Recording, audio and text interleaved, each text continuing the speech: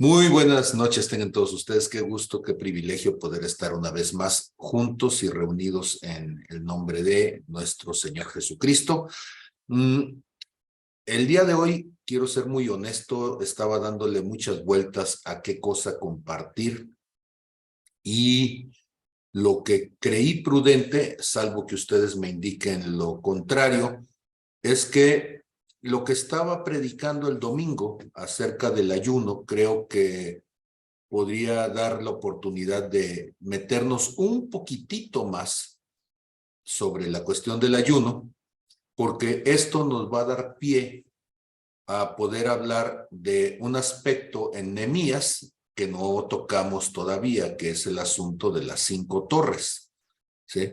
Entonces, hablamos de las 12 puertas como aspectos de fragilidad, de debilidad que de repente no consideramos y que se convierten en parte de nuestra propia destrucción, pero al mismo tiempo necesitamos también el poder hablar acerca de lo que sucede con 5 áreas de nuestra vida que determinan la personalidad y luego poder entender entonces lo que implica el carácter.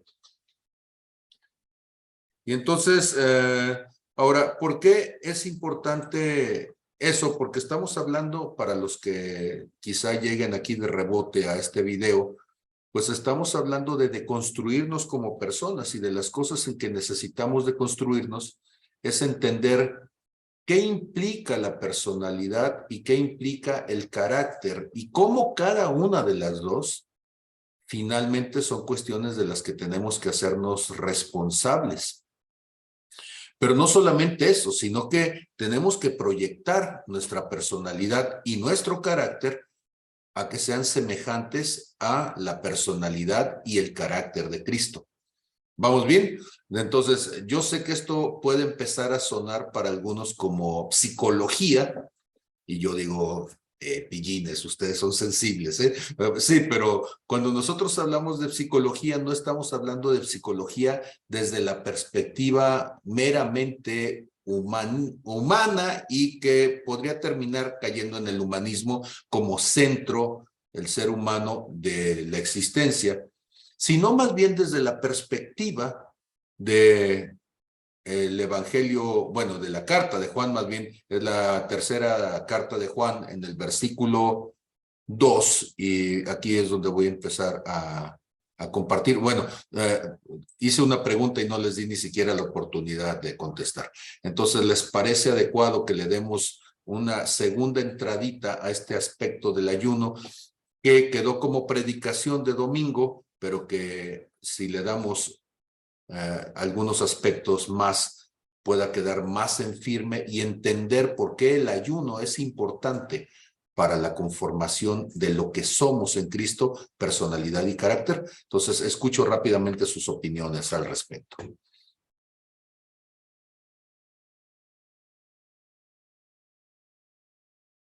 Entonces, por ahí dice Mili, creo que las clases de martes son para desglosar aún más. Excelente. ¿Alguna otra opinión? No sé si están solo por el chat porque están silenciados, ¿sí? Entonces, permitir que puedan entonces reactivar su audio por ustedes mismos. Cuando preguntaste, le di permitir. Ok, entonces, muy bien. ¿Alguien tiene algo que considerar? ¿Sí? No es boda para decir hablen ahora o callen para siempre, pero sí es bueno poder comentar antes de comenzar. Entonces, les escuchamos.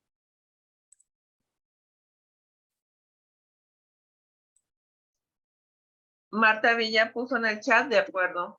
Lore puso dedito arriba. Excelente. Muy bien, creo que el silencio de los demás en este caso va a ser un silencio aprobatorio, ¿sí? Y lo vamos a tomar entonces con el beneplácito de la audiencia, y vamos a decir que hay consenso, cuando menos esa es la idea que tiene el micrófono. Y entonces, a partir de eso, y sin que esto sea entonces un mayoritismo, bueno, pues vamos entonces a imponer la aplanadora típica de los diputados mexicanos, ¿verdad? Durante años, y vamos a decir, muy bien, entonces esto es mayoría, y vamos a seguir entonces adelante con nuestro tema. Y decía entonces en Tercera de Juan, capítulo 2. Bueno, Tercera de Juan, capítulo 1, nada más tiene uno, verso 2, ¿sí? Y entonces voy al verso 2 y comparto en este momento mi pantalla para que lo puedan ver ustedes. Tercera de Juan en el verso 2, compartiendo pantalla. Avanzado, vámonos. Y dice, amado, y eso se refiere a cada uno de ustedes, amado, amada, yo deseo que seas prosperado, que tú seas prosperado, prosperada en todas las cosas y que tengas salud, así como prospera tu alma. Ahora, esta forma de decirlo, lo que está haciendo es nos está poniendo un criterio. El decir así como es un criterio lógico que nos está diciendo que si no prospera tu alma, entonces podría no prosperar, no podrías prosperar en todas las cosas y quizás no podrías tener salud. O sea, el indicador de tu prosperidad y de el desarrollo de tu salud es la prosperidad de tu alma. ¿Sí queda clara la postura? Entonces, cuando dice Tercera de Juan 1:2, amado, yo sé que tú seas prosperado en todas las cosas y que tengas salud, así como prospera tu alma, ese condicional, así como, implica que la prosperidad de tu alma será el referente, será el indicador, será el termómetro de cómo estás prosperando tú en el resto de las áreas de tu vida. Y entonces, la palabra alma, si la buscáramos nosotros en el griego, es la palabra psuké. La palabra psuké en el griego, porque de repente caemos en una hiperespiritualidad donde todo lo queremos hacer bíblico. Los griegos no eran nada bíblicos, por cierto, eran una cultura bastante alejada del pensamiento bíblico como tal, pero finalmente la Biblia en el Nuevo Testamento se escribe en griego. Y entonces tenemos que tener cuidado de no volver el griego un idioma de contexto, de dimensión hebraica, pero también tenemos que tener cuidado de no mundanalizar demasiado tampoco el idioma. O sea, cuidado con nuestros prejuicios en ambas direcciones. Y entonces la palabra psuké, a la que me estoy refiriendo, literalmente significa mariposa. Y entonces dice, y que tengas salud así como te prospera la mariposa. Y dice uno, qué caray, pues no sé, y no quiero decir nada para que pueda sonar en dobles o triples sentidos, pero ¿y qué tiene que ver entonces la mariposa conmigo? Bueno, para los griegos, el ser humano es un ser de trascendencia espiritual que vive en un cuerpo biológico natural, ¿sí? Hay un mundo entonces de lo inmaterial para los griegos y hay un mundo de lo material representado por el cuerpo. Y entonces nuestro cuerpo es como una crisálida. El gusano vive en este cuerpo, bueno, el ser humano vive en este cuerpo y este cuerpo es como si fuera primeramente un gusano que se arrastra sobre la faz de la tierra, con las limitaciones del gusanito que no puede sobrepasar más allá de irse arrastrando, de tener una cierta vida limitada en un montón de sentidos. Pero cuando se muere, si le sucede lo mismo que sucede con el gusano cuando tiene su metamorfosis. Se mete en una crisálida y sale dejando de ser gusano, deja el cascarón ahí, la crisálida, y se convierte en una mariposa que se va volando. Entonces, en esta cosmovisión de los griegos, el alma es esta parte interior del ser humano que cuando se desprende del cuerpo va a una dimensión intangible, inmaterial, pero que le supone un desarrollo, un crecimiento como ser. ¿Me estoy explicando? Ahora, eso es la cosmovisión griega de lo que es la palabra psuké, la mariposa que representa lo que nosotros ahora llamamos alma. Entonces, la palabra alma, para poderla traducir entonces del griego, necesitamos entender eso, que es esta parte inmaterial contenida dentro de este cuerpo material, pero como es un término que estamos entonces introduciendo al pensamiento bíblico desde una cultura que no es bíblica, tendríamos que entender que es solamente una alegoría, una forma de poderlo representar. Bueno, ¿y por qué es tan importante esta palabra alma? Porque esta palabra alma la utilizó Aristóteles para poder hablar acerca del alma y tiene un libro, ¿sí? Recuerden ustedes que Aristóteles es de la época de oro de la filosofía griega y que cuando habla sobre el alma está hablando de esa dimensión de lo inmaterial que de una u otra forma es fundamental para poder entender el fenómeno humano. De esa palabra psuké, entonces, se va a tomar el término psique, de donde viene psicología, que es el estudio del alma. Y entonces, cuando en el cristianismo del siglo XXI, que es donde estamos nosotros, se dice que tú no tienes que estudiar psicología o no tienes que tomar una referencia de la psicología al momento de hablar bíblicamente, pues estamos castrando la palabra de Dios en Tercera de Juan, capítulo 1, verso 2, que nos dice que tengamos cuidado en la forma en que prospera nuestra alma. Y entonces eso nos mete en un problema, ¿sí?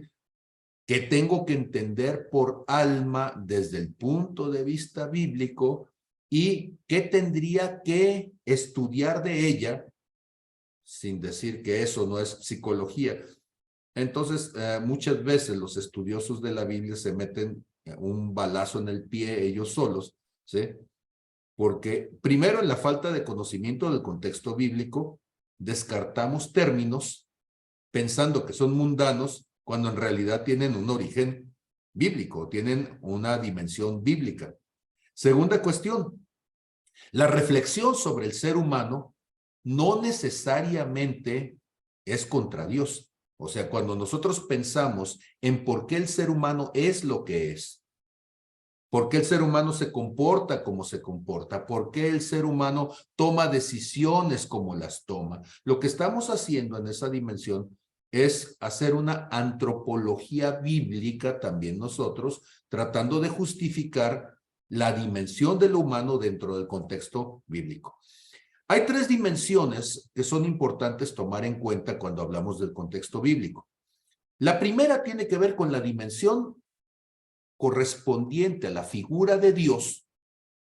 Y entonces diríamos que nosotros hacemos una teología cuando hablamos de la figura de Dios desde el concepto de la fe. Y entonces, claro que cuando revisamos la Biblia, hacemos una distinción de la figura de Dios. Hacemos teología. Y hay que tener mucho cuidado con el tipo de teología que hacemos, porque no vamos a agarrar a Dios como si fuera una rana de laboratorio y la vamos a destripar, ¿verdad? Que a veces eso es lo que quieren hacer algunos que desde un criticismo exagerado quieren hablar de las cuestiones espirituales como si se hablara de la biología, que es donde agarramos a la rana, o desde la zoología, ¿sí? Para poder ver cómo funciona la rana.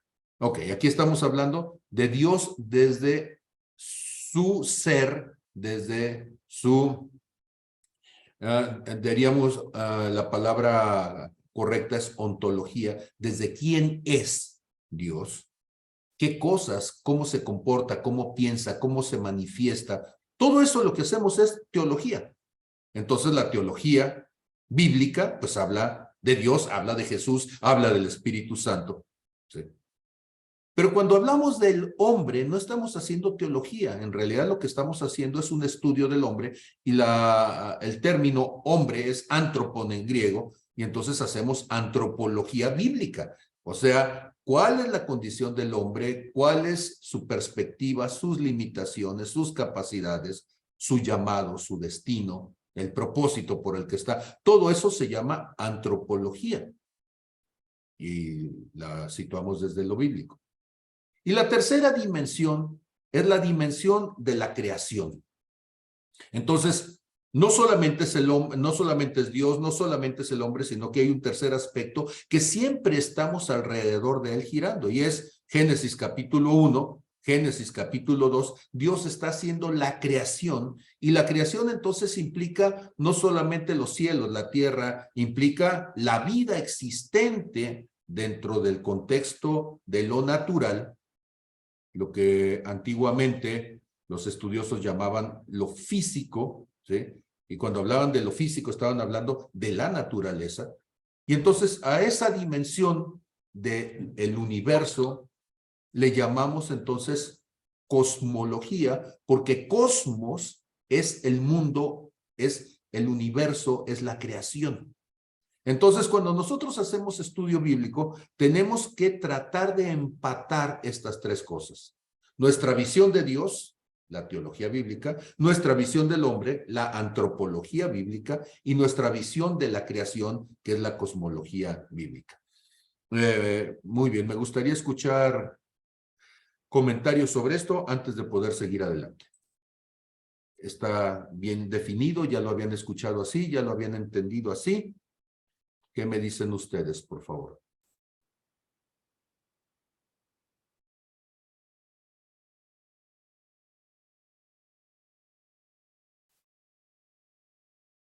Creo que es importante enfatizar que somos personas tripartitas y a veces se nos olvida. Estamos en un contexto de iglesia donde espiritualizamos todo y se nos olvida que hay otras dos partes, ¿no? Entonces, poder dejar como esas líneas que a veces parecen tan delgadas, pero reconocerlas nos volverían personas conscientes de lo que somos y de en quién estamos. Entonces, para mí esa sería una perspectiva, ¿no? Por otro lado, en el chat dice Carolina Robles que quedan bien establecidas las bases, y en el caso de Marta Villa que no lo había escuchado. Ok, y para los que no lo habían escuchado, ¿les aclara de alguna manera cómo estamos obligados a mantener un equilibrio en estas tres perspectivas? O sea, siempre que hablamos de Dios, las acciones de Dios finalmente son en respuesta a las acciones del hombre. O sea, hay aspectos teológicos que solamente se entienden desde una respuesta a lo antropológico. Hay cuestiones cosmológicas que solamente las entendemos en la perspectiva de cómo lo teológico trata de darle sustento a lo antropológico. Perdón si de repente sueno demasiado técnico, pero la cuestión es esa, ¿sí? O sea, no podemos hacer teología a secas. No podemos hablar de misericordia si no hablamos de pecado, porque tú dices, ¿qué sentido tiene la misericordia en un mundo que fuera perfecto y que no cometiera errores? Entonces, la misericordia como aspecto teológico tiene que ver con una carencia desde lo antropológico, con una conducta desde lo antropológico. ¿Sí? Ok, entonces... Lore levantó la mano. Adelante, te escuchamos, Lore. Precisamente estoy estudiando antropología, apenas tomé el libro y dice, la Biblia es el libro de texto más auténtico sobre la personalidad humana, pues mantiene el equilibrio entre la dignidad y la degradación de la raza humana.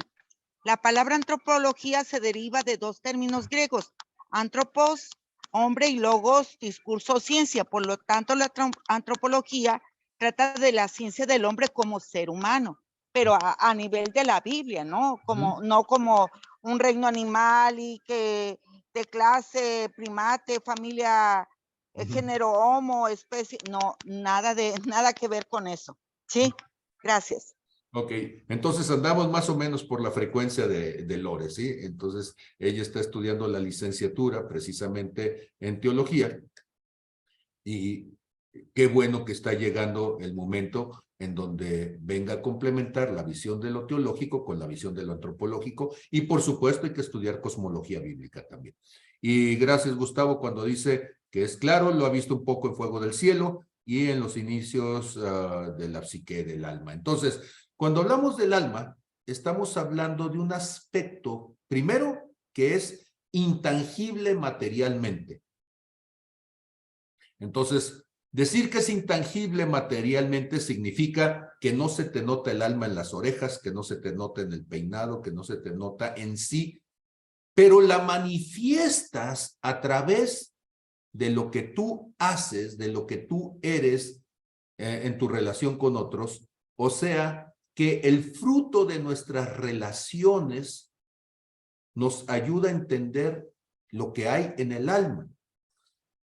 Cuando nosotros nacemos siendo espíritu, y allí me voy a ir, ando ya fuera de mis notas, y si de repente parece ser que ando perdido, no se preocupen, lo estoy a veces. Ok, no, no es cierto. Estoy tratando de dejarme guiar hacia donde Dios me va llevando. Entonces, cuando dice en Génesis capítulo 2, verso 7, entonces Jehová Dios formó al hombre del polvo de la tierra y sopló en su nariz aliento de vida, y fue el hombre un ser viviente.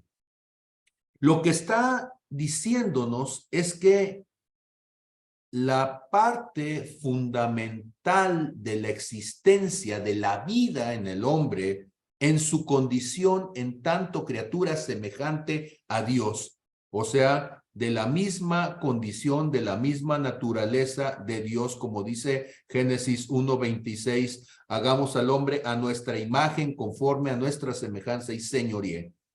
Lo que hace que el ser humano entonces se parezca a Dios, que sea semejante a Dios, no es el cuerpo.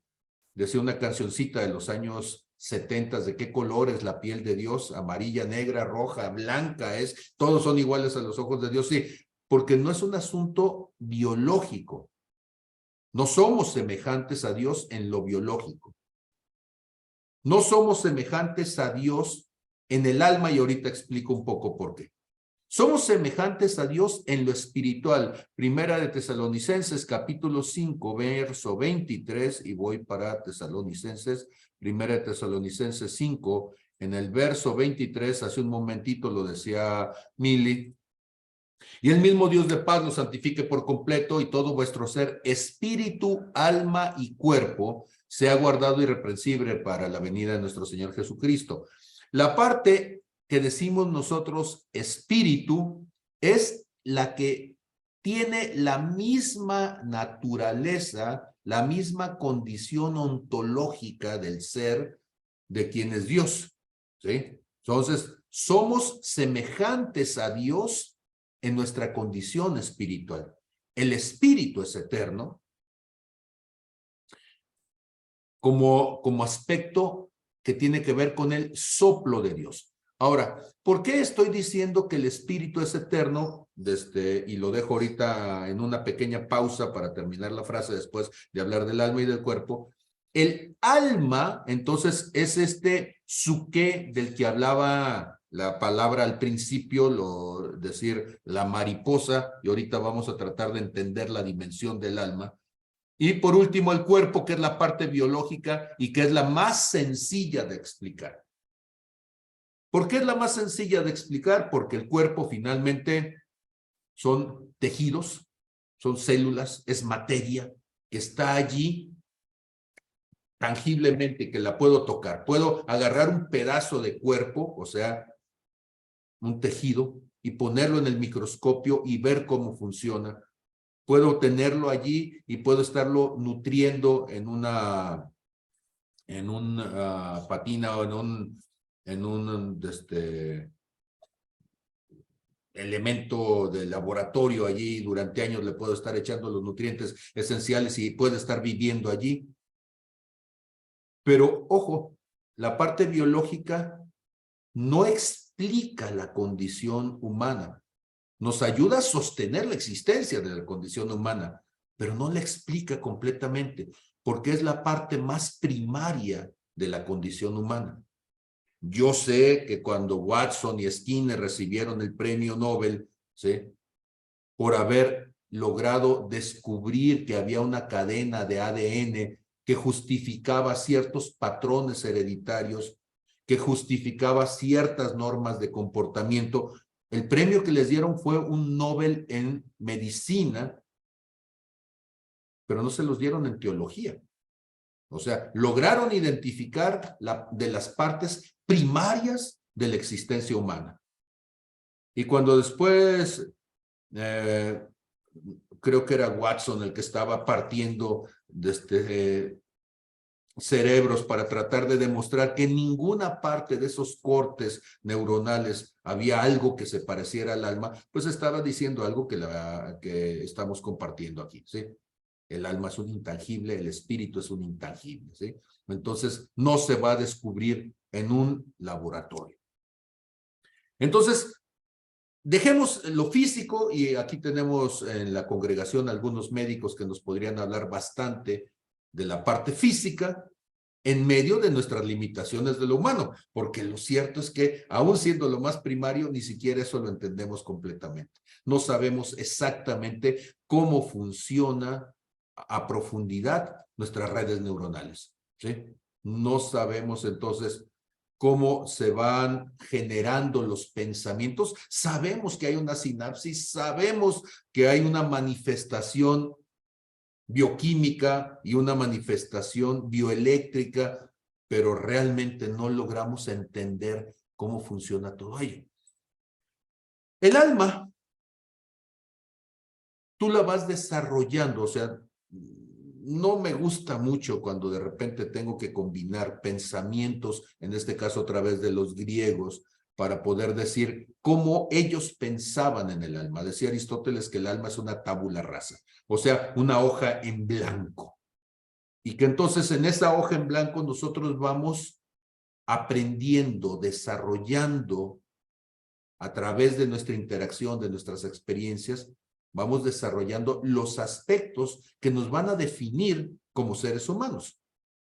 En el alma, entonces, vamos a tener, y tradicionalmente así lo dicen en las iglesias, ¿sí?, las emociones, la voluntad, ¿sí?, y la mente, dicen. Así, cuando estuve en el Instituto Bíblico, esa era la clasificación del alma, ¿sí? Entonces, la parte de la emoción, la parte del pensamiento y la parte de la decisión, de la voluntad. Tengo bastantes reservas en la división así como tal, pero nos va a servir para empezar. Cuando nosotros estamos naciendo como seres humanos en este cuerpo biológico, nuestro cuerpo biológico no tiene conocimiento. Génesis capítulo 3 nos enseña que el hombre fue sacado del huerto de Edén y que todo el conocimiento que teníamos en lo espiritual, de alguna manera, lo perdimos al salir del huerto de Edén.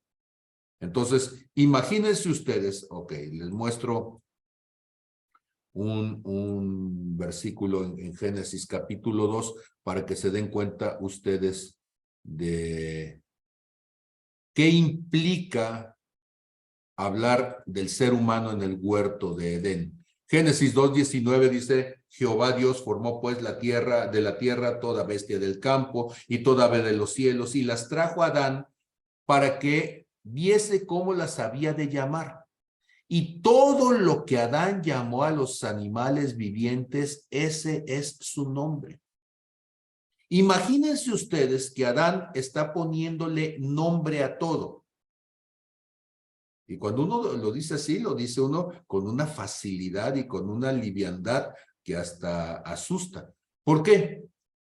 Porque si nosotros el día de hoy le preguntáramos a una persona que conociera toda la clasificación taxonómica de los seres vivientes, diríamos que es un sabio tremendo. ¿Sí? Si alguien tuviera la capacidad de podernos decir no solamente la clasificación, sino el comportamiento, las características de la existencia de cada uno de los seres vivientes, Diríamos que es un sabio tremendo, sería el premio Nobel de química o sería el premio Nobel de cualquiera otro de los campos si estuviéramos hablando de la salud, de medicina, así.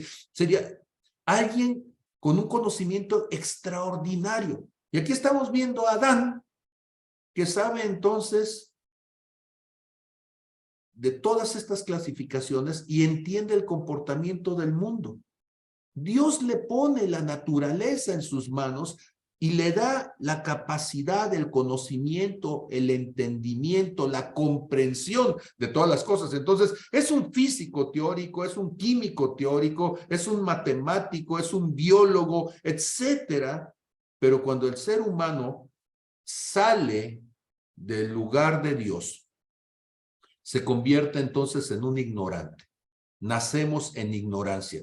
Nuestro espíritu, al momento de morir espiritualmente por la condición del pecado, nosotros estábamos muertos en el espíritu. Y esta condición de muerte en el espíritu, ¿sí?, lo que nos dice es que cada uno de nosotros perdimos la capacidad de poder, ¿sí?, entender las cosas a la manera de Dios. Y entonces, si nosotros, cada uno de nosotros, pudiéramos volver a conectar nuestro espíritu plenamente con el espíritu de Dios, y yo sé que me van a decir sí, o sea, tenemos una relación con Dios, pero honestamente, ¿tenemos la capacidad de poder entender todo lo que Dios en el espíritu nos está hablando? Pues lo cierto es que no. Lo cierto es que cada uno de nosotros vamos aprendiendo y muchas veces vamos aprendiendo a partir de la experiencia, del estudio, de la intimidad con Dios y nos lleva toda una vida volver otra vez a tener el entendimiento de las cosas naturales. Todo eso lo hacemos entonces del espíritu al alma, pero nuestra alma le hemos dado una predominancia que va en contra de lo propuesto por Dios. Para Dios, decíamos en 1 Tesalonicenses 5:23, el espíritu es primero porque es la base de nuestro ser. El alma, nosotros vamos entonces desarrollando conocimientos, es cierto, nuestras experiencias están en el alma. ¿Experiencias como qué? El lenguaje es una experiencia. Pero no solamente la experiencia del alma, sino la experiencia de cómo nosotros clasificamos lo que sentimos. Lo que sentimos es una experiencia de una combinación biológica. La parte de la neurociencia nos explica cómo es que nosotros tenemos una forma de percepción del mundo. Y esa forma de percepción la traducimos biológicamente, de hecho bioquímicamente, a través de neurotransmisores, la convertimos en una experiencia de sensación a la que llamamos emociones. Entonces, si algo me persigue, mi cuerpo va a generar, por ahí va a secretar adrenalina y va a secretar cortisol y probablemente esa experiencia es una experiencia que me angustia, me agita y voy a decir, eso es malo y ahora tengo miedo. Puede ser que algo sea agradable y entonces ahora tengo una atracción hacia ello. He perdido a alguien y tengo tristeza. Y todas estas que llamamos emociones son experiencias bioquímicas a nivel orgánico, pero que nosotros las convertimos a nivel del pensamiento, a nivel del consciente, las convertimos en una experiencia que llamamos emoción. Y decimos, estoy triste. Y al decir estoy triste, hay una parte bioquímica y hay una parte psicológica, hablando del alma, ¿sí? Entonces, puede ser que tú tengas un cierto desequilibrio bioquímico y estás en una depresión bioquímica, pero eso no significa que tengas motivos a nivel existencial, a nivel psicológico, para estar deprimido. Entonces, es una depresión bioquímica, pero no es que tú estés triste, es que simplemente tu cuerpo está deprimido por una condición bioquímica. Pero puede ser que tu cuerpo estaba funcionando perfectamente y sufriste una experiencia existencial que ahora propició que te sintieras triste, angustiado, deprimido, o que te sintieras contento también y que te sintieras enamorado, empático, lo que sea. Entonces tenemos que entender esta parte de estas dimensiones. Perdón si me estoy yendo por esta línea, pero creo que en el cuerpo de Cristo nos falta estudiar un poquito más, y no solamente en el cuerpo de Cristo, en general a los seres humanos nos falta estudiar un poco más de neurociencias para poder entonces discernir, separar lo que son los aspectos bioquímicos del comportamiento con lo que son los aspectos de percepción psicológica del comportamiento, ¿sí? Y entonces por allí va la cuestión. Voy a hacer un comentario más y si Fernando del Real, mi querido doctor, quiere abundar o equilibrarme, se lo agradecería.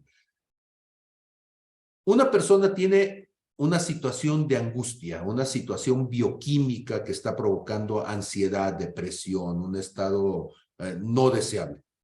Y entonces va con el psiquiatra, y el psiquiatra es un médico que tiene la capacidad legal para poder prescribir ciertos tipos de fármacos para traer una estabilización bioquímica en su cuerpo, y entonces que eso le dé la oportunidad de poder trabajar la parte psicológica.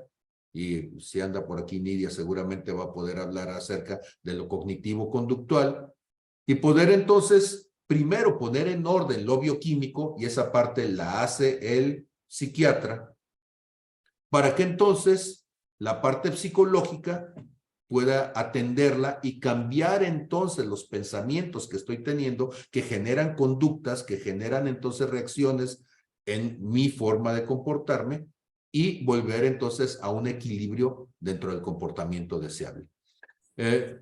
Entonces, hasta aquí quiero dejar el comentario. No sé si Fer... Aquí estoy. A ver, te escuchamos.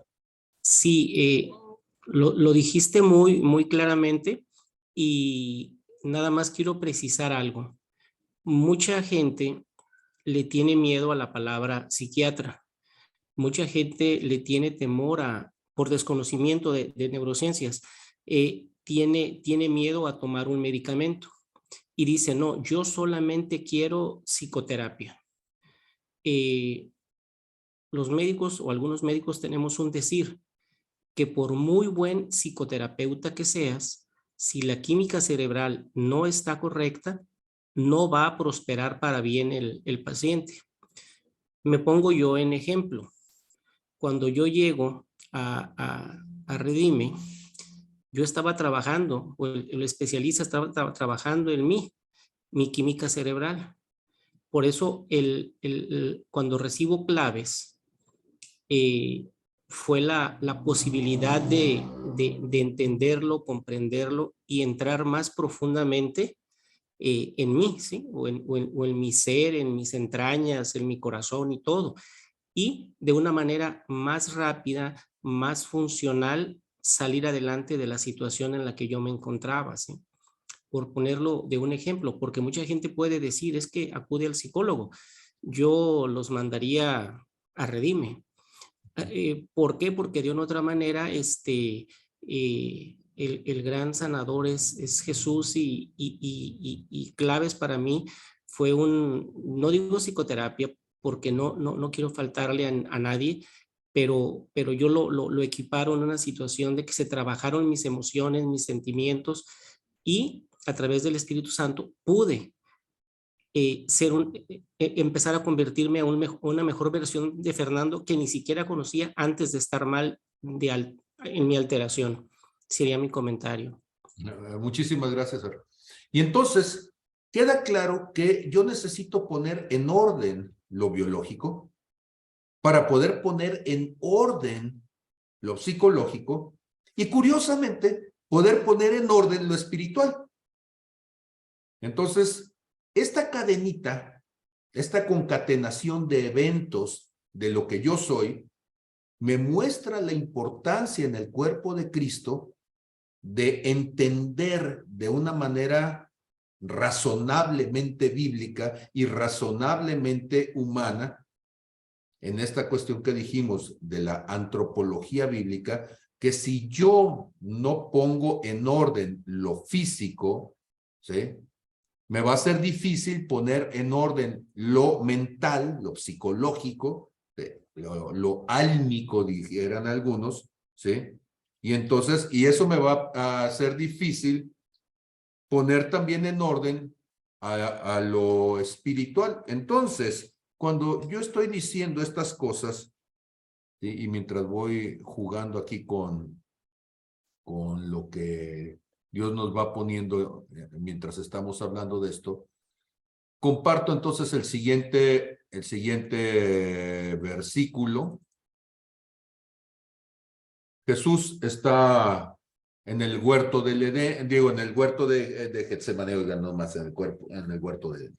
En el huerto de Getsemaní, invitó a Pedro, a Juan y a Jacobo a estar con él, orando, mientras él está pasando un tiempo de confrontación importantísimo, les pide que oren, va y cuando regresa, los encuentra durmiendo, ¿sí? Verso 40, vino luego a sus discípulos y los halla durmiendo, y le dice a Pedro, ¿así que no han podido velar conmigo una hora? Y les dice entonces el verso 41, que es importantísimo, velad y orad para que no entréis en tentación. El espíritu a la verdad está dispuesto, pero la carne es débil.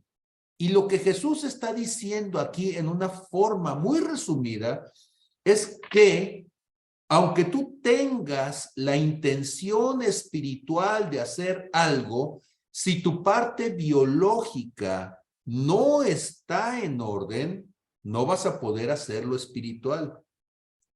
Y extendiendo entonces esto, yo diría, hablando ahora de la carnalidad como la parte álmica, yo diría, si tu alma no está en orden, entonces no vas a poder permitir que tu espíritu entre en la dimensión de lo que es de Dios, porque tu alma va a estar controlando lo que tu espíritu puede percibir o puede hacer.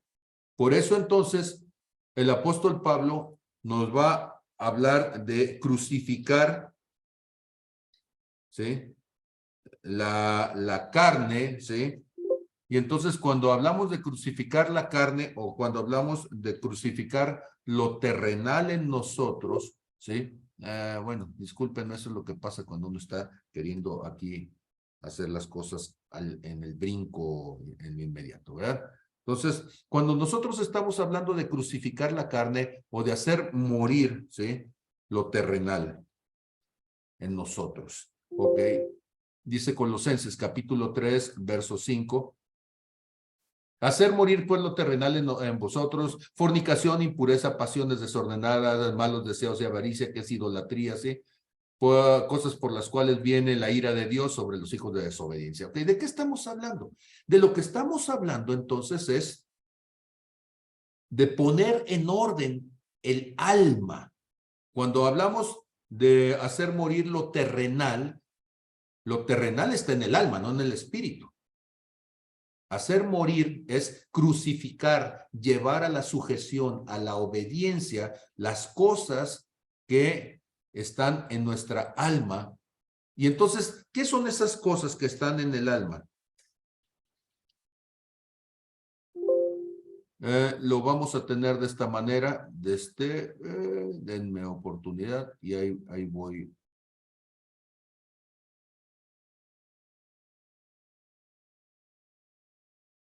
Y entonces aquí estoy una vez más en la palabra, dice Efesios 2:2, en las cuales anduviste, se los pongo aquí. Dice, y Él les dio vida a ustedes cuando estabais muertos en sus delitos y pecados. Estábamos diciendo que el ser humano al separarse de Dios entra en una muerte espiritual. No es una muerte física, biológicamente aquí estamos, pero estamos separados de nuestra relación del espíritu. Y en esa separación de nuestra relación con el espíritu estamos muertos espiritualmente, y muerta, la palabra muerte en el contexto bíblico significa separación. Entonces, nuestro espíritu ha sido separado de nuestra dimensión del alma. Nuestra alma se volvió autónoma, despreciamos la percepción de lo espiritual y estamos funcionando solamente con el alma. ¿Qué es este funcionar con el alma? Funcionar solamente con razonamientos, funcionar solamente con emociones, y que estos sean la base de nuestra conducta. Trabajamos entonces con ello en una percepción más biológica de las cosas, ¿sí? Andamos con la hormona desatada y entonces andamos buscando suplir nuestra necesidad biológica, oliendo a la feromona y solamente dejándonos llevar, ¿sí? Como dice la palabra, dromedaria ligera, ¿sí? Entonces, como si anduviéramos en celo en este mundo, dejándonos llevar por la hormona, ¿sí? Y entonces dice, en los cuales anduvieron en otro tiempo siguiendo la corriente de este mundo, conforme al príncipe de la potestad del aire. Siguiendo la corriente de este mundo significa haciendo las cosas conforme a la manera de pensar del ser humano, que vive entonces siguiendo su influencia biológica, siguiendo la manera de proceder de la ley de los seres vivos, donde el grande se come al chico, el fuerte se come al débil, donde el gandaya no batalla, donde el que tiene más saliva come más pinole, donde entonces vivimos a la ley del que puede y del que tiene y del que sabe, imponiéndose, violentando a los demás, ¿sí? Entonces, esa es la corriente de este mundo. Esa es la ley de la supervivencia natural, conforme al príncipe de la potestad del aire. Dicho de otra manera, que al príncipe de la potestad del aire, esto es Satanás, le interesa que el ser humano se comporte biológicamente, animalmente. El espíritu que ahora opera en los hijos de desobediencia. Entonces la gente que vive conforme a esta manera de proceder, su conducta es la conducta de alguien que es un enemigo de Dios. Opera espiritualmente como un enemigo de Dios, porque la hormona vence neurona, ¿sí? Y entonces tienes personas inteligentísimas que la hormona los lleva a tomar decisiones estúpidas y toda la vida se les va en una cana al aire, ¿sí? Y entonces dice, entre los cuales también nosotros vivíamos en otro tiempo en los deseos de nuestra carne. O sea, aún que está hablando el Pablo Cancino, también andaba en eso, también la hormona lo traía de cabeza y también entonces los neurotransmisores y neuromoduladores te venían haciendo la vida de cabeza, ¿sí? Porque de repente estabas enojado y no sabías ni por qué, o estabas deprimido y no sabías ni por qué, y toda tu vida era un caos, porque vivías entonces en los deseos, las sensaciones, la forma en que operaba precisamente biológicamente tu cuerpo, sin darte cuenta de ello, haciendo la voluntad de la carne y de los pensamientos. Y esta frase era la que andaba buscando para que ustedes la vieran, ¿sí? Haciendo la voluntad de la carne y de los pensamientos. ¿Qué implica? Que cuando hablamos de voluntad, la Biblia nos dice que hay una voluntad entonces en mi cuerpo. Mi cuerpo quiere hacer algo. Me lleva a querer hacer bolites. ¿Y qué es bolites? Hacerme tomar una decisión. Hacerme que yo lleve a cabo ciertas acciones. A ver, me voy a poner soez y pido licencia por ello para poder hablar entonces soezmente de las cosas que en realidad son naturales. ¿Cuántos de ustedes han tenido ganas, unas ganas inmensas de ir al baño? Y eso modifica tu comportamiento. O dicho de otra manera, estás desesperado, angustiado, porque no quieres hacerte en los pantalones, en los calzones, y andas desesperado, y hay una persona que está en el baño, y eso modifica tu conducta. O sea, te enojas porque el otro no sale, y tú necesitas entrar al baño, y le estás toque y toque la puerta, y el otro no sale.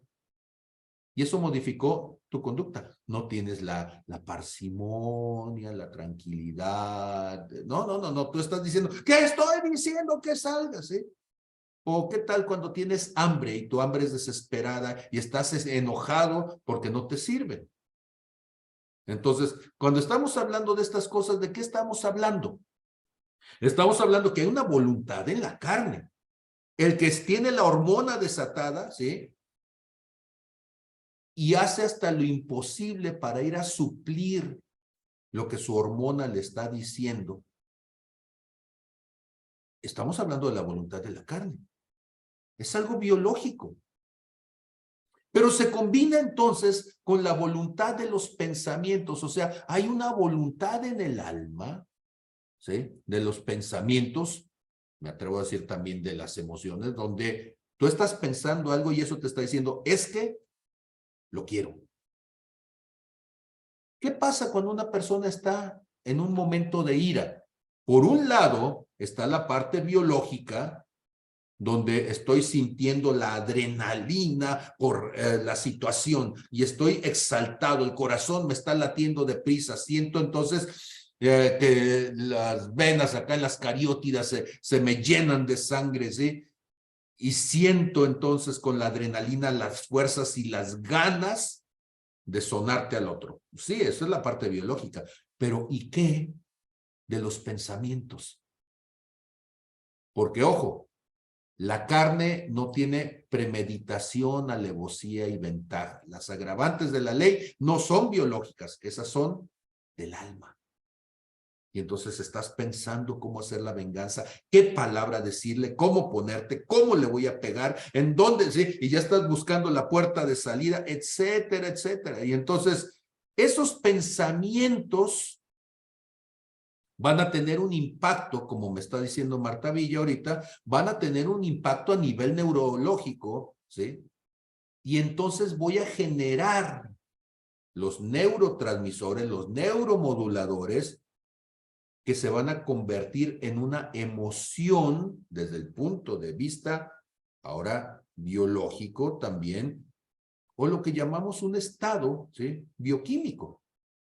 Y entonces, toda esa adrenalina que yo estoy generando, sí, viene como consecuencia de un pensamiento que generó un sentimiento, odio, rabia, impotencia, lo que sea, y eso me va a generar entonces una emoción, y esa emoción es lo que estamos diciendo que es la parte bioquímica, y ahora se manifiesta en mi cuerpo, y empiezo a sudar, y empiezo entonces a desesperarme, empiezo a temblar, sí, pero todo empezó en el alma impactando en el cuerpo. ¿Y por qué no rompemos eso? Pues porque dejamos al espíritu a un lado. Si todo esto comenzara en el espíritu, entonces desde el espíritu yo tomaría el control y diría, lo correcto delante de Dios es tal cosa.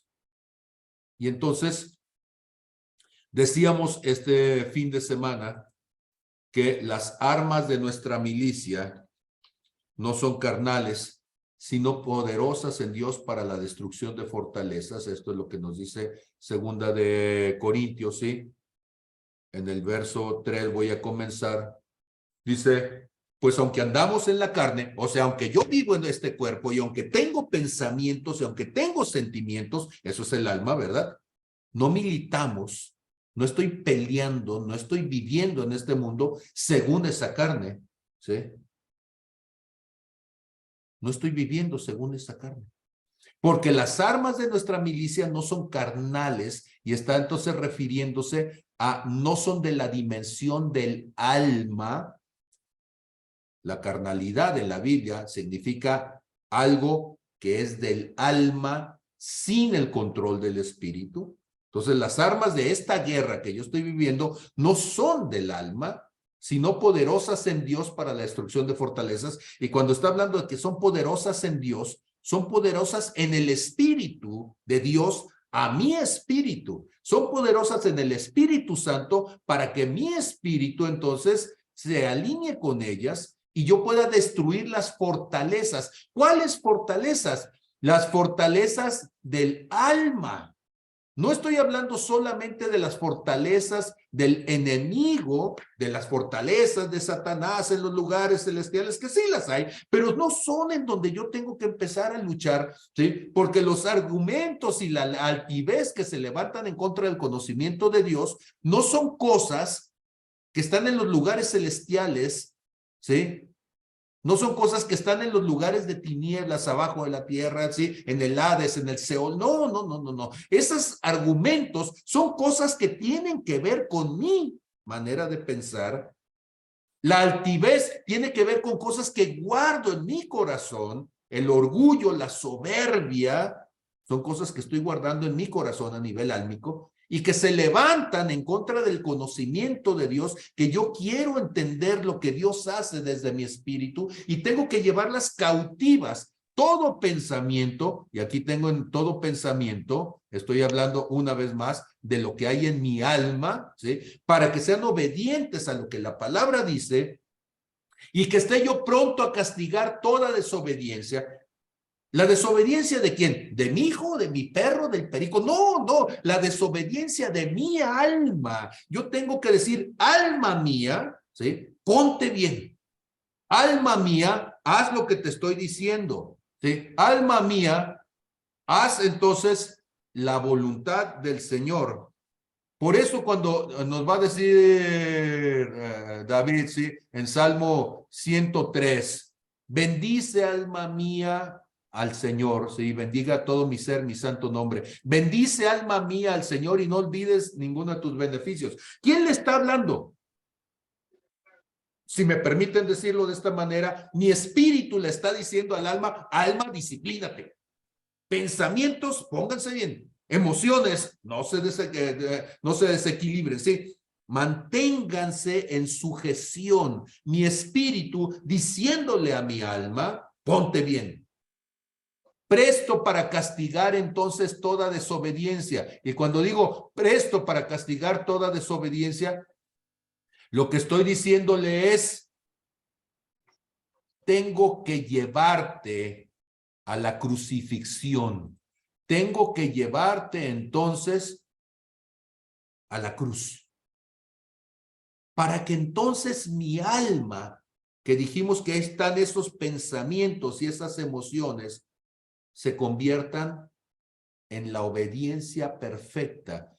Y mi obediencia será perfecta cuando yo desarrolle entonces el carácter de Cristo, la personalidad de Cristo en mi corazón. Esta es la restauración de las que tantas veces, una y otra vez, nosotros aquí en Redime les estamos hablando, ¿sí?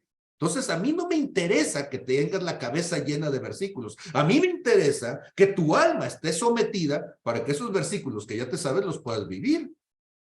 Porque el alma es buena para aprender cosas. Mire que se lo diré yo. El alma es buena para estar llena de datos inútiles. El alma es buena para fingir emociones. El alma es buena para sobrevivir porque aprendió en un mundo hipócrita que tienes que poner la cara que todo el mundo espera, que tienes que decir las cosas que todo el mundo espera, que tienes que tener los comportamientos que todo el mundo aplaude para que entonces tu alma pueda salir así cómodamente en medio de situaciones y todo el mundo diga qué buena persona es. Pero el espíritu te dice, ya hipócrita, deja de fingir, ¿sí? ¿Por qué? Porque tu alma está entremezclada de emociones corruptas que tú las guardas, las escondes y que las cubres con apariencia de cosas. Por eso Jesucristo, cuando le decía entonces a los fariseos que eran sepulcros, ¿sí? Y esos sepulcros blanqueados a los que se refiere Jesús, ¿qué es lo que está diciendo? Mateo capítulo 23, ¿sí? Y me voy entonces. Dice, hay de ustedes, verso 25, escribas y fariseos hipócritas, porque limpian lo de afuera del vaso y lo del plato, pero por dentro están llenos de robo y de injusticia. Por fuera la apariencia era perfecta. Pero por dentro, ¿y qué es lo de adentro? Lo de adentro es el alma. En el alma están llenos de robo, de injusticia. Fariseo ciego, le dice el Señor Jesús, ¿sí? Limpia primero lo de adentro, ¿sí? Del vaso y del plato, para que también lo de afuera sea limpio. Entonces, ¿qué es lo del vaso y del plato? Donde mantienes lo que te alimenta, donde mantienes entonces lo que está dentro de ti. Ahora, ojo con esto, porque cuando nosotros vamos a decir estas cosas, de repente caemos en una cierta dificultad de decir hasta dónde es cada cosa. Y entonces cuando dice Proverbios, a ver, 4, a ver si estoy por allí, en el verso 23. Dice, sobre toda cosa guardada, guarda tu corazón, porque de él mana la vida. Y cuando Dios está diciendo, ¿sí? Esto del corazón, bueno, por principio, y debo decirlo muy honestamente, las traducciones son traducciones que las hacemos culturalmente. Porque si yo me fuera al término que en la palabra se está diciendo allí, diría, sobre toda cosa guardada, guarda tus riñones. Y yo sé que en nuestro contexto, hablar de riñones, ya nos parecería muy raro, porque son los hebreos quienes están escribiendo proverbios, y en tiempos de David, la percepción era que las emociones tienen que ver con los riñones. Los griegos años después van a decir que las emociones tienen que ver con el corazón, porque cuando el corazón deja de latir, deja de salir la sangre, y entonces para los griegos el corazón era el centro emocional. Nuestra influencia de los griegos es mayor culturalmente que la de los hebreos. Por eso el 14 de febrero, ¿sí? Se ponen corazones y no se ponen riñones para el día de San Valentín, ¿sí? Y el monillo que anda volando, que lo representan como si fuera un ángel, pero quién sabe qué cosa será, ¿verdad? Porque Dios no puso a ninguno de sus ángeles a andar tirándole a nadie en el corazón, haciendo lo que se enamore de alguien que quizá ni quería enamorarse. Eso suena más bien hechicería, pero esa es otra historia. Y entonces, si en lugar de eso, el 14 de febrero, hubiera riñones, pues todo el mundo diría, ay, pues que estaba medio asqueroso y poco romántico. Pero curiosamente las glándulas suprarrenales son más responsables de los estados emocionales que el músculo cardio, que solamente es responsable de estar bombeando la sangre alrededor del sistema circulatorio, ¿sí? Entonces, cosas contradictorias que 4,500 años después, ¿sí? Resulta que la Biblia tiene razón en que la condición emocional es más responsabilidad de los riñones que del corazón, ¿sí? Y entonces el sistema endocrinológico está más relacionado con las emociones que el sistema cardiovascular. Bueno, pues la Biblia otra vez de alguna manera tiene razón. Yo sé que todo esto que estoy diciendo, estoy aventando datos conforme me van llegando a la cabeza, pero lo que estamos queriendo decir entonces es que si no ponemos en orden el alma con estas emociones que vamos aprendiendo y que vamos guardando, con estos pensamientos que vamos aprendiendo y que vamos guardando, y que son emociones y pensamientos que no han sido sometidos al criterio de la palabra de Dios, entonces nuestras emociones están pervertidas, son emociones perversas. Perverso significa fuera del camino. Y entonces, ¿tenemos emociones perversas? Sí. ¿Cuáles son esas?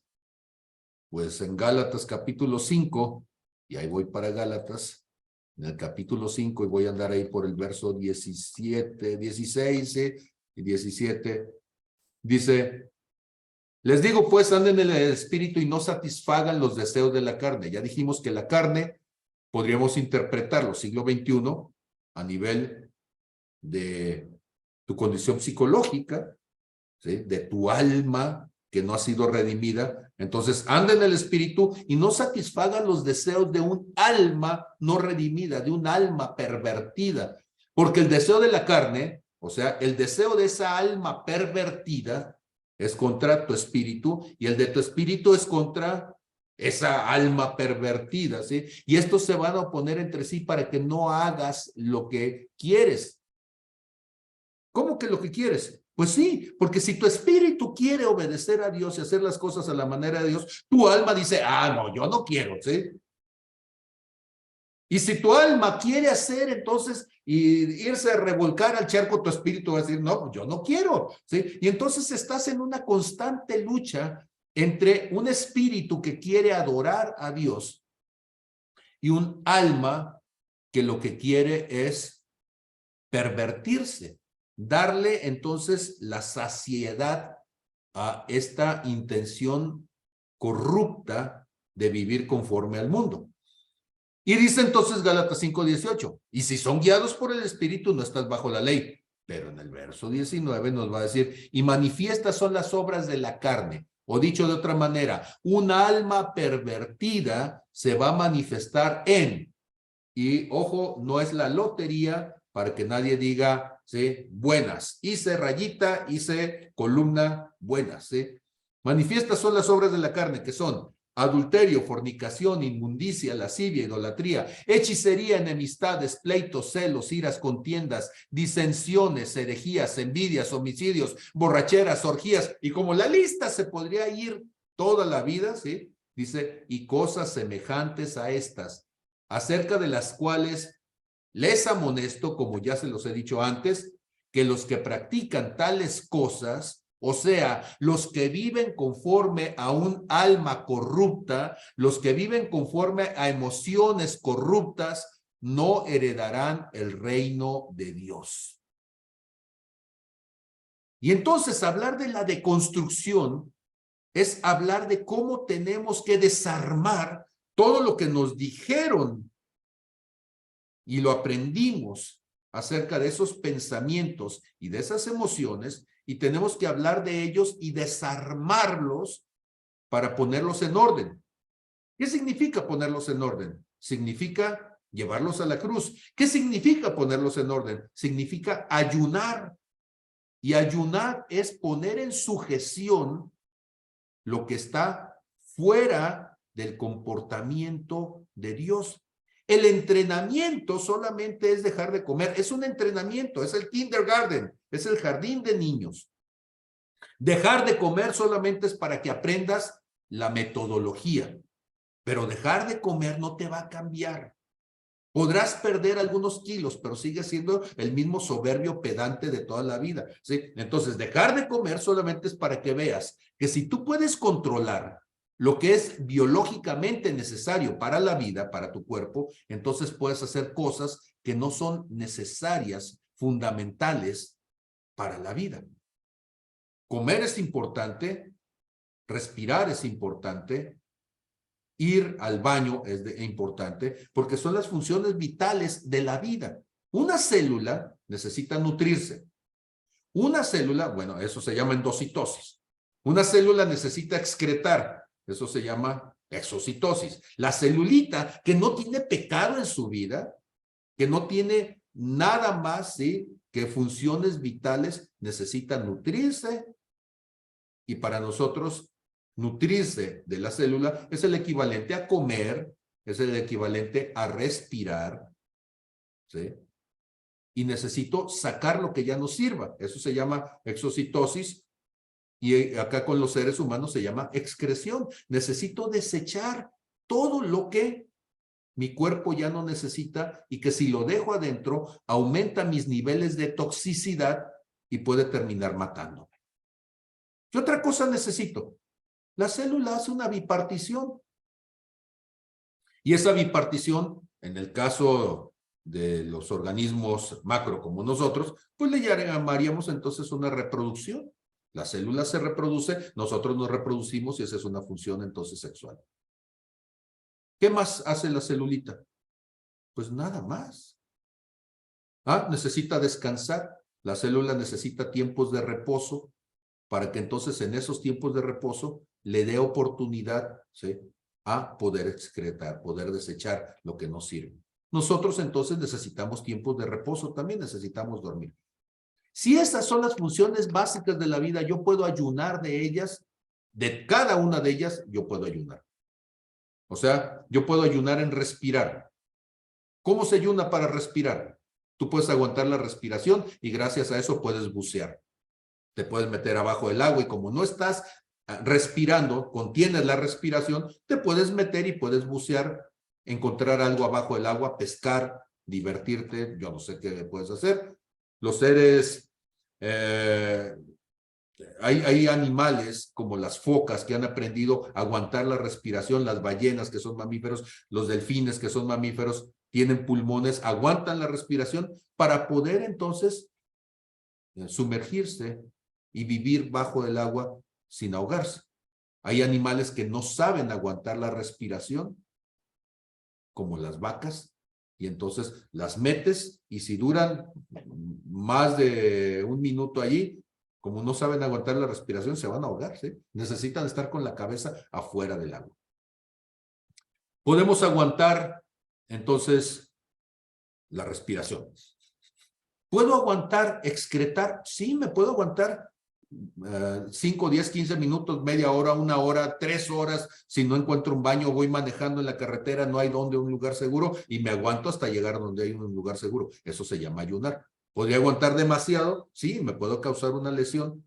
Pero entonces, ayunar significa aguantarse, controlar fisiológicamente lo que siento. ¿Sí? ¿Qué más puedo hacer? ¿Puedo aguantar entonces de dormir? Sí, pero llega un momento en donde si no duermo, los niveles de toxicidad en mi cuerpo, por ejemplo, el nivel de toxicidad de ácido láctico puede causar entonces ya comportamientos, trastornos en mi comportamiento y puedo incluso tener un problema neurológico y puedo morir. Entonces, hay ciertas horas que hasta ahorita la investigación va alrededor de las 60 y tantas, 70 y tantas horas, donde por necesidad lo puedes hacer, pero después de eso se pone una cuestión crítica. Sí, pero uno puede ayunar. ¿Has ayunado alguna vez de dormir? Pues sí, vas manejando, no te puedes dormir porque vas a causar un accidente y te aguantas el sueño, te convences de que no te tienes que dormir para poder llevar seguras a las personas que van contigo mientras vas manejando. Tienes que entregar un trabajo al día siguiente y te puedes pasar entonces toda la noche despierto trabajando porque vas a tener un examen o vas a entregar algo en tu trabajo. Ese es un ayuno de dormir. Después te repones. ¿Puedes entonces aguantar sin comer? Sí, nuestro organismo puede aguantar hasta 40 días sin comer, ¿sí? Y creo que es muy importante entonces entender que todas estas cosas que son vitales, son funciones para la vida. Entonces, es importantísimo entender que si yo puedo controlar algo que es vital, entonces también puedo controlar cosas que son simplemente adherentes a la vida, no son vitales. Entonces, ¿el sexo es vital? No, nadie se muere si no tiene sexo, créanme.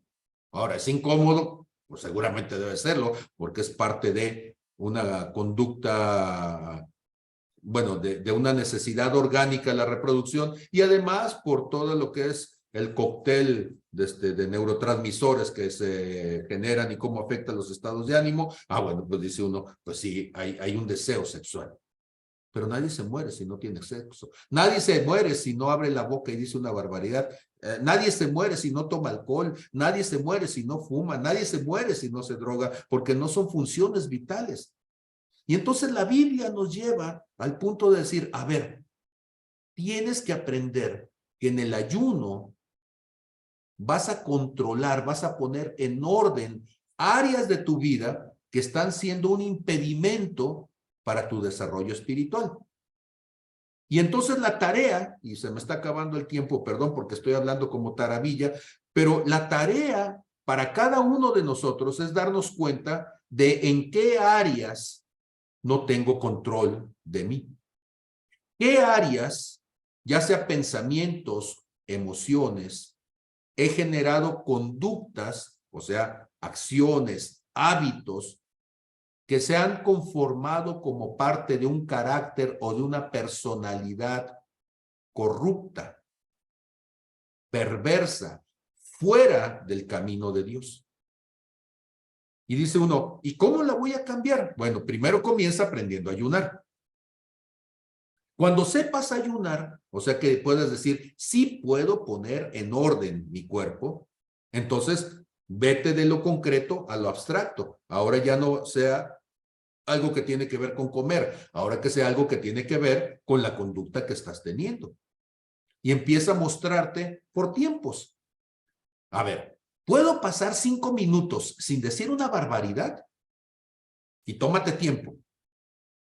Cuando pasen los 5 minutos vas a decir, sí, sí puedo 5 minutos, entonces 6, entonces 7, entonces 10, entonces media hora, entonces un día. ¿Cuál es la idea? La idea es que te des cuenta de que las barbaridades que dices, las dices por falta de control, falta de dominio propio. Y entonces Gálatas 5, verso 22, 23, cuando dice, mas el fruto del Espíritu es amor, gozo, paz, paciencia, benignidad, bondad, fe, mansedumbre, templanza, y contra tales cosas no hay ley. Lo que está diciendo es que el fruto del Espíritu es el fruto del Espíritu. O sea, lo que produce el Espíritu en ti. Y cada una de estas cosas que está diciendo, ¿sí? Está hablando de aspectos que la psicología moderna ubicaría ya sea en la personalidad o en el carácter. Y dice, contra tales cosas, o sea, cuando una persona ha desarrollado esto en su vida, entonces no necesita una ley que lo esté sometiendo. Ya se somete a sí mismo. Ha logrado entonces la sujeción de su alma y su espíritu puede controlar la vida de la tal persona y ya no sus manifestaciones biológicas, ya no más sus emociones perversas o sus pensamientos perversos. Y esa persona entonces ha desarrollado una autoridad sobre sí mismo que le da ahora una autoridad espiritual. Pues de esta manera abrupta y desordenada, creo que he dado un panorama general de por qué estoy intentando hablar acerca de lo que significa el ayuno y la importancia de ello. Escucho sus comentarios para poder terminar entonces esta clase. ¿Qué dicen ustedes? En lo que se animan, a mí me gustaría sumar, ahorita que te escuchaba, recordaba uno de los versículos que me enseñaron en la escuelita dominical, que dice que ninguno tenga en poco tu juventud, sino que seas ejemplo de los creyentes. Y te dice que lo seas en palabra, en conducta, amor, espíritu, fe y pureza. Y me resonaba mucho ahorita que daban los frutos del espíritu, porque prácticamente este ejemplo a los creyentes implica, volvemos a lo mismo, espíritu, alma y cuerpo. Entonces, debemos de trabajar en ser coherentes en lo que decimos, con lo que hacemos, con lo que somos. Entonces, creo que esta clase de hoy y la del domingo siguen reforzando esta parte de la deconstrucción. Hasta donde yo me estoy deconstruyendo de tal manera que me parezco más a Cristo y me convierto, o sea, teniendo los frutos del Espíritu y convirtiéndome en ejemplo de los que me rodean. En este caso, pues a Timoteo dice que de los creyentes. Entonces, ahí vamos. ¿Fue claro para ti? ¿Ayuda de alguna manera todo esto?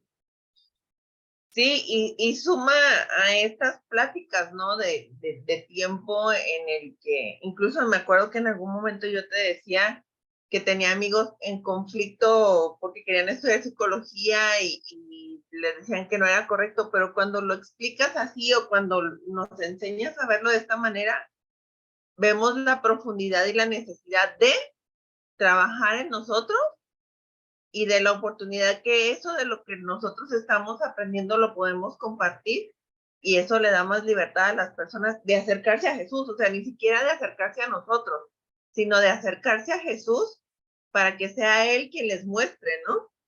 Entonces, creo que es esta parte de tener esta claridad, te ayuda a tener una convicción más fuerte. Sí. Redime quiere decir Red Evangélica para el Desarrollo Integral. Integral no quiere decir con cascarilla, ¿sí? Aunque yo sé que el pan integral seguramente tiene que ver con eso, pero nosotros lo que queremos decir es que abarque a todo lo que implica el ser humano.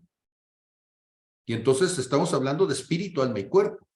Y estamos hablando no solo, espíritu, alma y cuerpo es algo integral, sí, pero también es integral hablar de la relación personal, de la relación social. Estamos hablando de integral cuando hablamos de la relación con la familia, la relación con el trabajo, la relación con la sociedad. Cuando estamos hablando de la relación entre lo político, lo económico, lo artístico, ¿sí? Lo deportivo, o sea, todas las áreas que implica el ser humano, y por eso hablaba de una antropología bíblica, ¿sí? Integral significa todas las dimensiones donde nosotros nos manifestamos como criaturas de Dios en relación con lo que nos rodea, ¿sí? Y esa parte, desgraciadamente, en el cuerpo de Cristo está carente, ¿sí? Ahora, yo sé que cuando hablamos de estas cosas, se me va de las manos y hay tantas cosas que yo quisiera estar insistiendo entonces en la congregación para que pudiéramos transformar nuestra visión. Querido Fernando, te escuchamos. Y Sí, después... buenas noches de nuevo.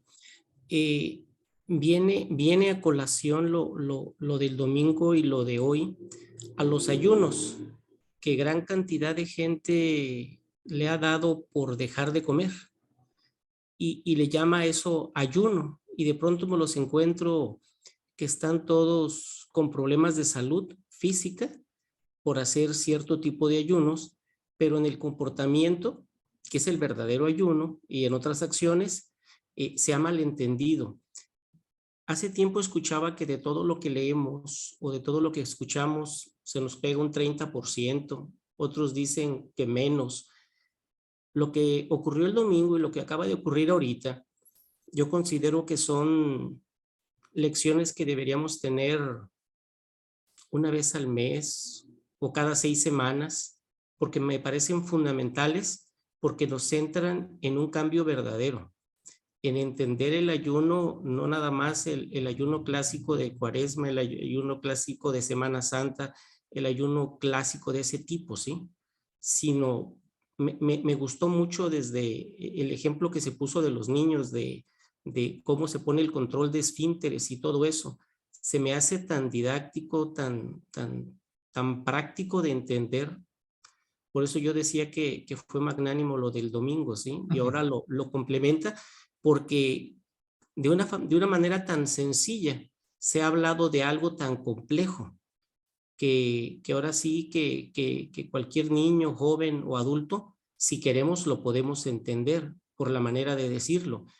Y porque sí hay predicaciones muy bonitas y todo, que nos dejan un ratito de sensación, pero no vamos más allá. Pero lo del domingo y hoy me parece muy trascendental, ¿sí? Por todas las cosas como las planteaste y como se sintieron y se percibieron.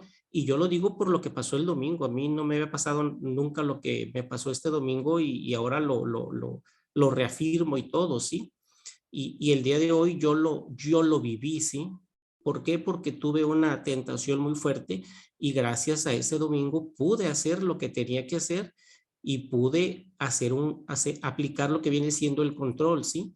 Agradezco porque nada es casualidad, pero sí me pone en ese contexto de que tengamos más del domingo y de hoy más seguido, porque sí hay que reforzar esta parte de área y darle un sentido más claro a lo que es el ayuno. Gracias. Gracias. Y mi intención, y lo digo con toda transparencia, mi intención es poder ir hacia lo espiritual. Y no es que yo no quiera ir a lo espiritual, pero mientras el alma corrupta sea la que maneje la iglesia, la que maneje mi vida, la que maneje todas las cosas, tú dices, no, pues entonces al alma de repente hay que tenerla con pincitas, ¿sí? Y hemos llevado un proceso que ha sido un proceso quirúrgico, de ir tratando, de ir tocando cosa por cosa, los que han estado viviendo este proceso en este último tiempo, lo que les ha tocado vivir es mi última fase experimental de cómo poder discipular a alguien para que no termine siendo un religioso cabezón, ¿sí?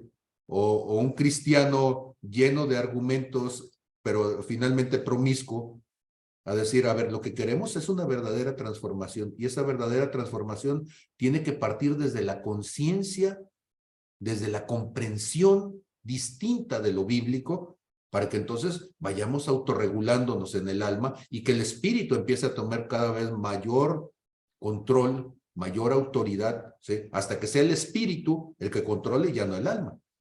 Y espero que hacia allá vamos. Erika, querida, te escuchamos.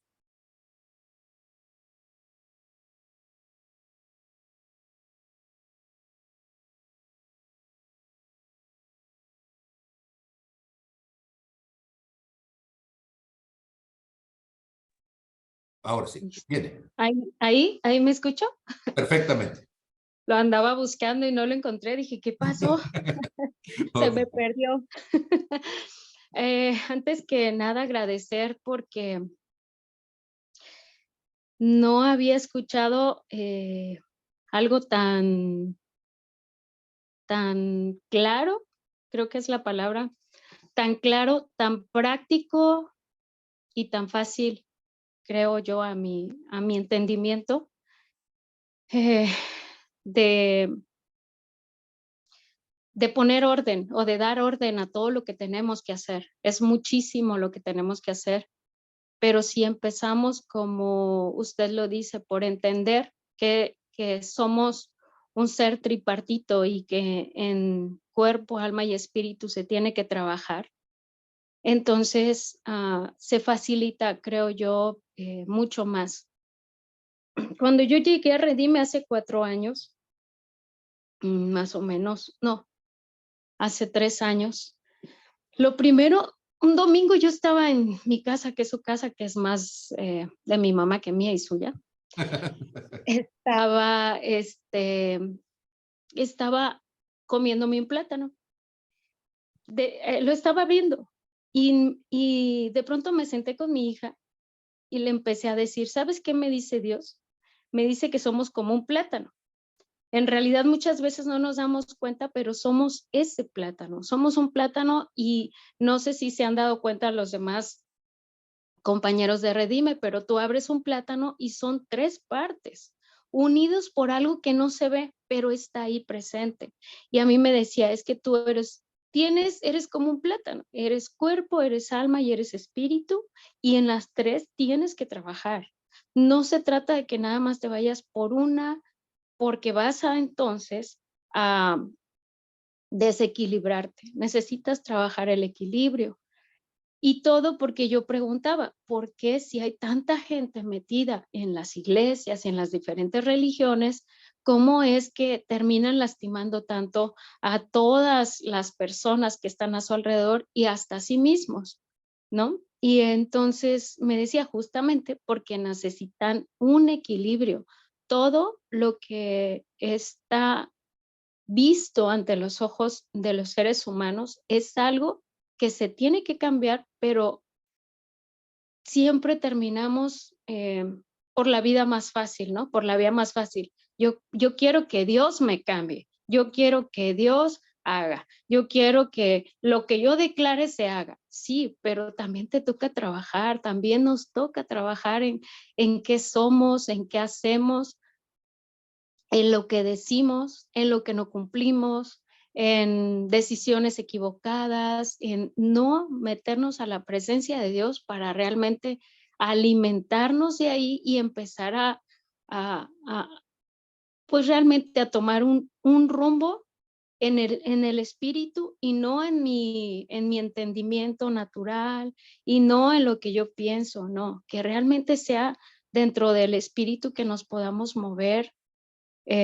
pero sin dejar de lado las otras dos que son tan importantes, porque sin un cuerpo no vamos a poder vivir, no vamos a poder caminar, no vamos a poder desarrollar primero el fruto del Espíritu, o todo lo que Dios dijo que haríamos en esta tierra. Entonces nos toca también ser corresponsables de la parte que nos toca. Dios pone su parte, Jesús pone su parte, el Espíritu Santo pone su parte, y entonces nosotros ¿qué parte ponemos? ¿No?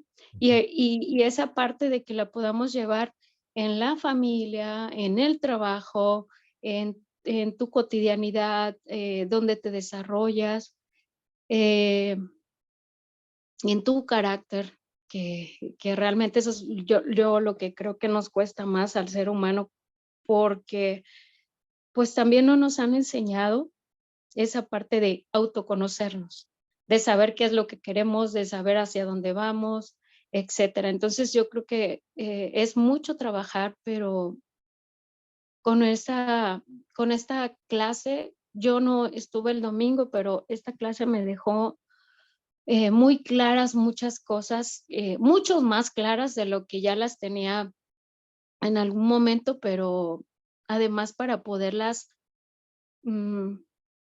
aportar a otros, ¿no? A los que están a nuestro alrededor también, que si no escucharon la clase o que si no son de Redime, podemos de esa manera también llevar esa palabra de vida, porque es palabra de vida, ¿no? Es palabra de sabiduría, de ciencia, de todo lo importante que tenemos que hacer para crecer en el espíritu y para realmente estar a la estatura del varón perfecto. Si no, entonces, ¿qué caso tiene decir soy espiritual si realmente no se nota que eres espiritual, ¿no?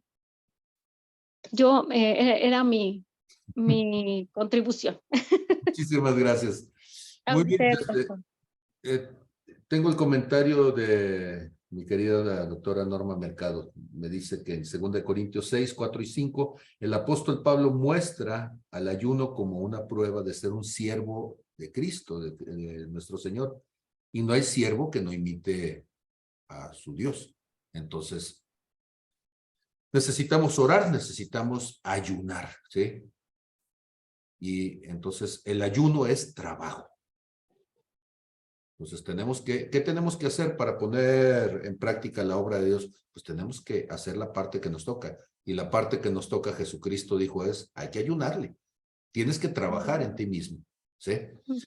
Pues un gusto haber estado con ustedes. Gracias por haber estado. Nosotros en este momento vamos a terminar porque tengo una junta muy, muy rápida con gente del concilio. Tenemos ya el campamento muy cerca y es necesario que nos demos el tiempo y la oportunidad para ver algunas cosillas. En estos días nos vemos muy seguido para ir viendo cómo van avanzando ciertas decisiones. Y entonces les agradezco infinito que hayan estado. Vamos a grabar esto y lo vamos entonces a enviar lo más pronto posible para que le puedan dar todas las checadas y que lo puedan compartir con otros. Una vez más me disculpo por los improperios y por los arrabales y todo lo que de repente se sale en este lenguaje de rancho, pero espero que más allá de los términos haya revelación. Dios les bendiga a todos y gracias. Buenas noches. Amén.